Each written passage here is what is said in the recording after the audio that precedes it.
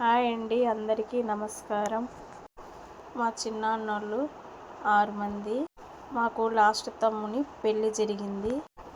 మా అందరికన్నా చిన్న తమ్ముడు మా చిన్నాన్న ఆడపిల్లలందరినీ పిలుచుకున్నాడు.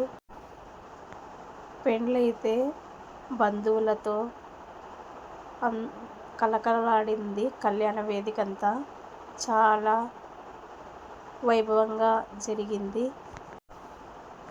మా కుటుంబం అందరం కలిసి శ్రీరస్తు శుభమస్తు అని మా తమ్ముడి పెళ్ళిలో పాట పాడినాము. అందరం కలిసి రీల్స్ కూడా తీసుకున్నాము.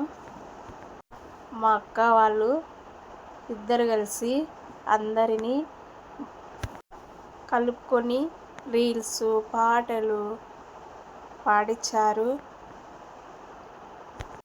కళ్యాణ మండపంలో ఆడపిల్లలమంతా కలుసుకొని బాగా పాటలు పాడింది. ఆ కళ్యాణ మండపం అంతా కలకలలాడింది. నేను మా అక్కలతో పాటు పాట పాడినాను. నాకైతే చాలా హ్యాపీ అనిపించింది. మా అక్కలు రావే రావే అని పిలిచి ఆ ప్రేమానురాగాలు చూసి నేను చాలా మురిసిపోయినాను. నేను కూడా మా అక్కలతో కలిసి పాట పాడినాను. మా వదిన, మా అక్కలు ఇద్దరు, ఇంకా మా అందరం కలిసి అక్క చెల్లెలం అందరం కలిసి పాటలైతే సంతోషంగా పాట పాడినాము. కళ్యాణ మండపంలో కళ్యాణ మండపం అంతా చాలా సందడిగా ఉండింది. మా అక్కలు భలే సందడి చేశారు. నేను మా అక్కలు అదే పనిగా అందరినీ కలుపుకొని బాగా రీల్స్ అందుకు బాగా చేశారు.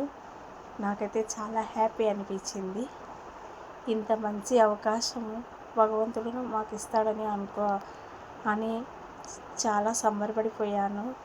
ఇంకా ఎవరి పాటికి వాళ్ళు ఎవరి ఇళ్ళల్లో వాళ్ళు ఉంటాం కదా. పెళ్ళిళ్ళలోనే కదా మేమందరం కలుసుకుండేది. అందరము చిన్నప్పటి నుంచి ఇప్పుడు కలిసి మెలిసి పెరిగినాం కదా. ఇప్పుడు అందరం ఒకటయ్యాక నాకైతే చాలా హ్యాపీ అనిపించింది. చిన్నప్పుడు మేమందరము కలిసిమెలిసి ఉండేది గుర్తుకొచ్చింది. నన్నైతే మా అక్క వాళ్ళు బాగా చూసుకునేవాళ్ళు. నాకు మా అక్కలు, పెద్దక్క, చిన్నక్క, మా కవితక్క, వానక్క వాళ్ళందరూ చాలా బాగా చూసుకునేవాళ్ళు నన్ను చిన్నప్పుడు.